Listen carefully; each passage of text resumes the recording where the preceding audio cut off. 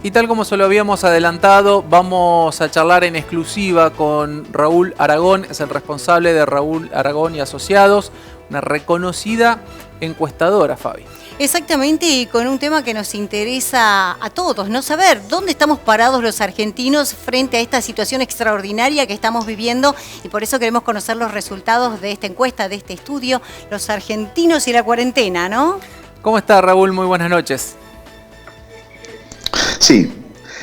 Bueno, buenas noches, ¿cómo están ustedes? Bien, acá tratando de entender qué pasa. Yo creo que en realidad nadie en el mundo entiende lo que pasa porque es una situación de un acontecimiento de una magnitud nunca vista antes, con implicancias absolutamente imprevisibles.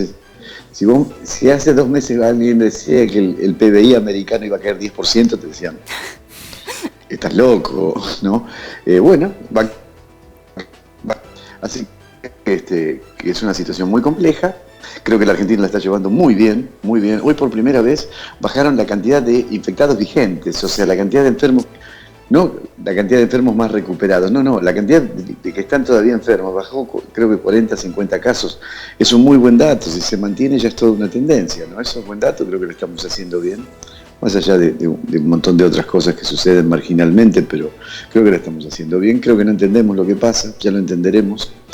Y creo que los argentinos dimos por primera vez, creo, por lo menos de que yo tengo uso de razón, de una disciplina social y una disciplina cívica que para mí era inimaginable que el 95% de los argentinos podíamos acatar una orden y cumplirla y además incentivarnos unos a otros a cumplirla. Es totalmente inédito en mi experiencia como ciudadano, ¿no? Hoy leíamos la encuesta, que la han tomado los principales medios nacionales. Y en líneas generales, el argentino se mantiene de buen ánimo, está de acuerdo con las medidas que ha tomado el presidente. ¿Todo esto colabora a sobrellevar el estado de cuarentena? Sí, claro. En general hay una aceptación muy amplia de la cuarentena, arriba del 90%, alrededor del 90%, y hay una aceptación de la prolongación de la cuarentena. Eso es muy importante porque uno, viste, es como que te corren el arco todo el tiempo y nos lo van a volver a correr el lunes que este domingo, no tengamos ninguna duda de eso, y creo que es absolutamente necesario que esto se haga, y sin embargo el público lo toma bien. Hay un poco más de gente en la calle, yo en mi barrio veo gente que se remolonea para volver a su casa, pero no es una avalancha de gente.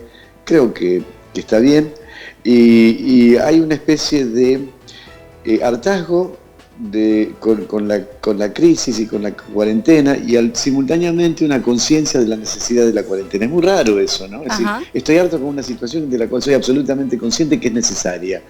Bueno, eso no sucede muy comúnmente, pero bueno, es un buen signo. Creo que es un buen signo. Creo que hay tolerancia, creo que hay un gran nivel de aprobación de la gestión presidencial, pero no solo presidencial, también de la política, porque es todo el arco político que está encuadrado detrás del presidente y de la gestión presidencial. Esto también es inédito en Argentina. Creo que la única vez que lo vi fue con Malvinas. Es la única vez.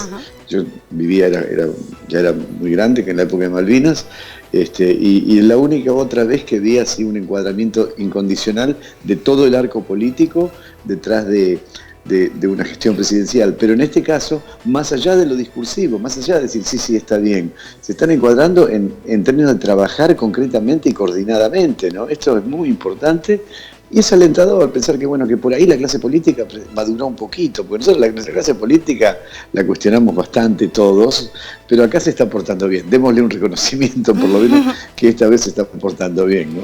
Raúl, ante las situaciones adversas pareciera que, uno necesita una protección, y me da una sensación que los argentinos, todos, lo hayan votado o no, hemos tomado un poco una figura paternal en el presidente, ¿no? A partir de esto. Sí, es un fenómeno sociológico bastante conocido. Ante un acontecimiento trágico, ante una tragedia colectiva, lo primero que sucede en la gente, en la población, es una sensación de total desamparo y de miedo. En medio de esa situación, si aparece un líder que toma las riendas de la situación, le da un orden a la situación y la pone a funcionar, pone una dirección y dice, vamos en esa dirección, y efectivamente se empieza a ver que vamos en esa dirección, ese líder automáticamente produce una sensación de tranquilidad, de sosiego, de cierta seguridad aunque la crisis continúe, de cierta seguridad, y eso automáticamente se traduce en calificación positiva para esa figura, en este caso Alberto Fernández, ¿no? Ujú. Raúl, lo consulto porque es un especialista en encuestas justamente. En la medida que la cuarentena se prolongue y la cuestión económica que viene preocupando desde hace rato empeore naturalmente, ¿pueden cambiar los números que usted ha presentado? Sí, sí, definitivamente. Creo que el gobierno es consciente de eso porque empieza a ver muy chiquito bueno, mira, yo salgo igual, el cartonero sale igual, el electricista sale igual, el que trabaja en la calle sale igual, pero además también en las pymes, sobre todo en la ciudad vemos mucho eso, las gastronómicas que han resuelto hacer delivery y ahora están autorizadas a hacer take out, es decir, que uno llama y después se queda ahí, lo recibe sin el delivery. No les está alcanzando para cubrir nada, por eso el gobierno, consciente de eso, habilitó este crédito de 150.000 pesos en 3 cuotas, habilitó el pago de hasta el 50%, creo que es hasta el 50% de los salarios por parte del gobierno, es decir, está poniendo paliativos por todos lados sin tener mucho dinero, ha recurrido a la emisión. Y entonces uno dice, sí, pero la emisión es inflacionaria. No es la única razón de la inflación, también la especulación es inflacionaria y hay mucho de eso. Y además, una vez pasada la pandemia, el gobierno, un Estado, tiene los instrumentos financieros para absorber dinero, sacar dinero del mercado y bajar la presión de mucho poder de compra en manos del público para que no inflacionen los precios. Eso es una regulación que se hará posteriormente. Pero creo que está la posibilidad de un cansancio fundamentalmente por la situación económica, ¿no? Bueno, y usted decía un poquito al principio que por ahí de a poquito están empezando a salir y los números de su estudio demuestran eso, ¿no? Si más de un 60% demuestra estar más preocupado por la economía que por contagiarse. Claro, porque sí, sobre todo eso es clase media y media alta y media baja, ¿no? Sí, más o menos el sector tan amplio que tenemos los argentinos de clase media, con distintos niveles de clase media, hemos aprendido a cuidarnos, estamos bastante seguros que nos estamos cuidando, vos ves todo el mundo con barbijo por la calle, los vemos relajados. Se ha enfatizado suficiente cuáles son las medidas de seguridad, creemos que esas medidas de seguridad son eficientes y por otro lado, lo que nos está tranquilizando mucho, quizás de una manera semiconsciente, es que ya hace 10 días más o menos que el aumento de nuevos casos ronda los 100 casos. ¿Esto qué quiere decir? Es lo que estaban buscando desde las autoridades, el aplanamiento de la curva, es decir, siempre tenés el mismo incremento de casos y siempre tenés un incremento de gente curada, con lo cual tenés más o menos una misma cantidad o una cantidad administrable de enfermos de contagiados. Hay un dato sí que hay que tener en cuenta, que es bastante alarmante, que es la previsión de peor escenario. ¿Cuál es el peor escenario? Bueno, están pensando en tener, y lo han dicho claramente, en la necesidad de tener 10.000 camas de terapia intensiva, correcto, esto es un dato que se ha escuchado mucho. Si vos necesitas 10.000 camas de terapia intensiva y los que requieren terapia intensiva es el 5% de los infectados, quiere decir que están previendo un escenario de 200.000 infectados en un solo momento.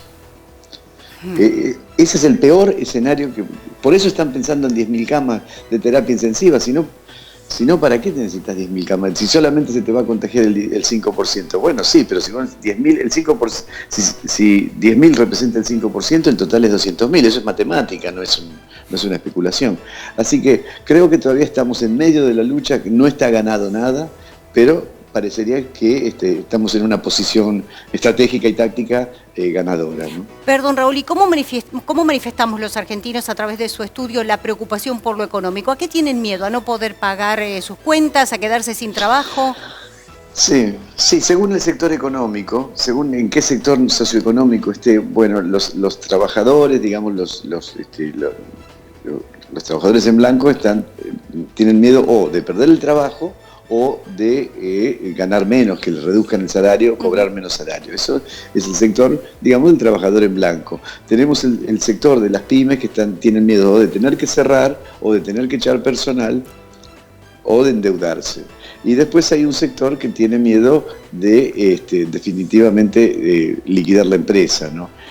Eso, pero va dependiendo, es decir, no es homogéneo en la sociedad el temor en la dimensión económica, el temor varía según el nivel socioeconómico y lo que históricamente en sociología se llama estrategia de supervivencia, es decir, ¿de qué vivo? Exacto. Bueno, vivo de mi trabajo, vivo de changueo, vivo de una empresita, vivo de una pyme, vivo de una gran... ¿no? Según la estrategia de supervivencia varía el temor.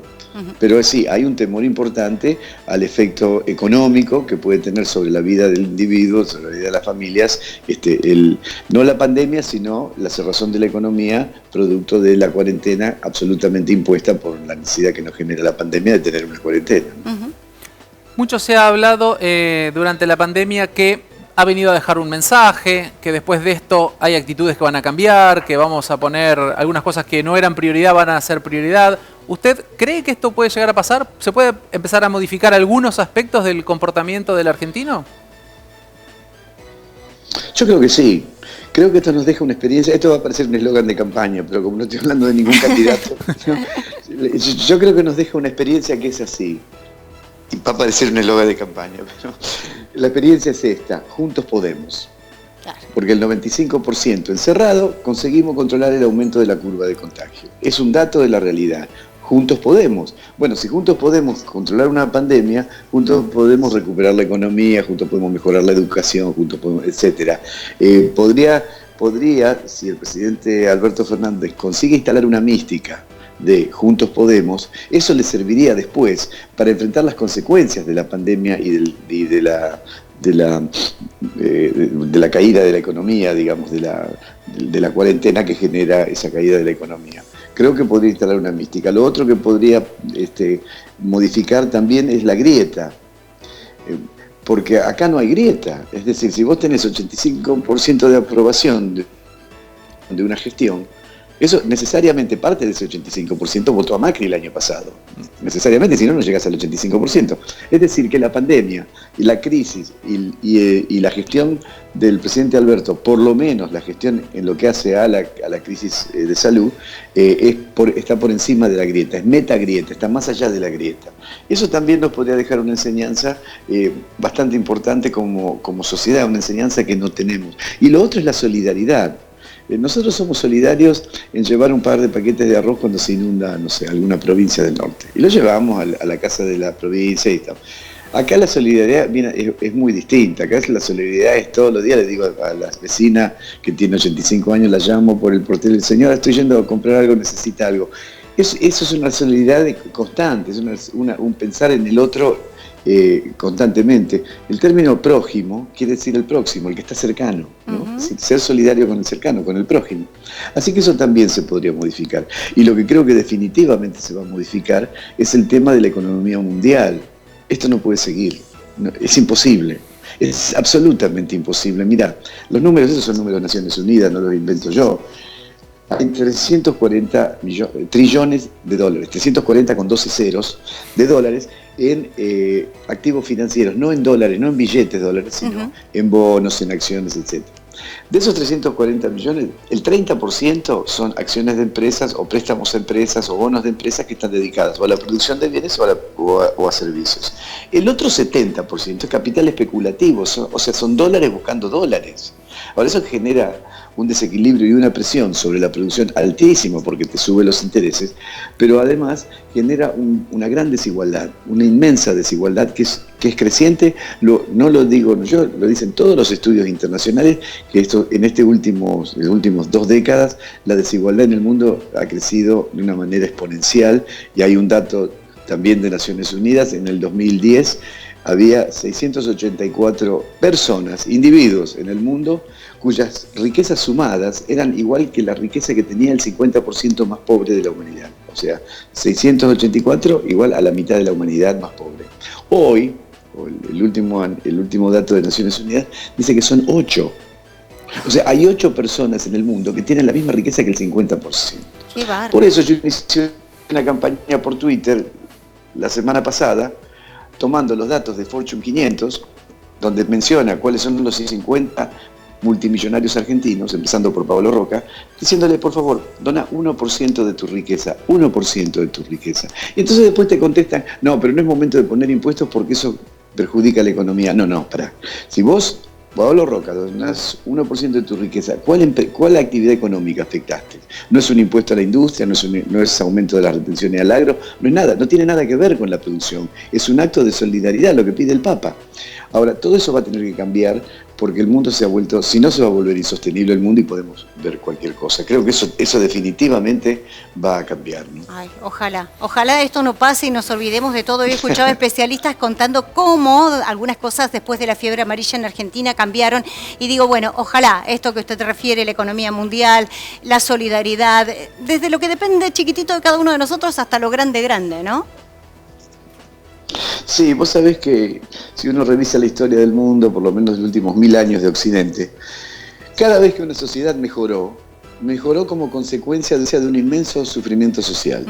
Por ejemplo, en Europa, la Unión Europea fue posible después de 2 guerras terribles que dejaron algo así como 100 millones de muertos. Entonces, cuando iban por el 1.000.000, dijeron, no muchachos, paremos, vamos a ponernos de acuerdo, vos fabricás esto, yo fabrico esto otro, no peleemos más porque es un desastre. Pero para eso tuvieron que morir 100 millones de personas. El dolor es la única forma de progreso humano, de progreso de las sociedades. Y esto es un dolor en el mundo. Por eso digo que quizás estemos en vísperas de ver una transformación más o menos significativa en algunos aspectos de cómo el mundo se relaciona consigo mismo, ¿no? Raúl, estaríamos charlando toda la noche, sabemos que son muchos los medios de comunicación que lo requieren y le queremos agradecer enormemente que haya charlado con nosotros. No, yo les agradezco muchísimo la entrevista y además te voy a decir algo, son de los pocos periodistas que conozco que te dejan de terminar la respuesta. La mayoría te empiezan a hacer una pregunta, vos empezás a contestar y cuando vas cerca del final te interrumpen con otra pregunta, entonces nunca queda claro lo que uno está diciendo. Así que muchas gracias por la entrevista, un gusto realmente y cuando quieran, muchachos.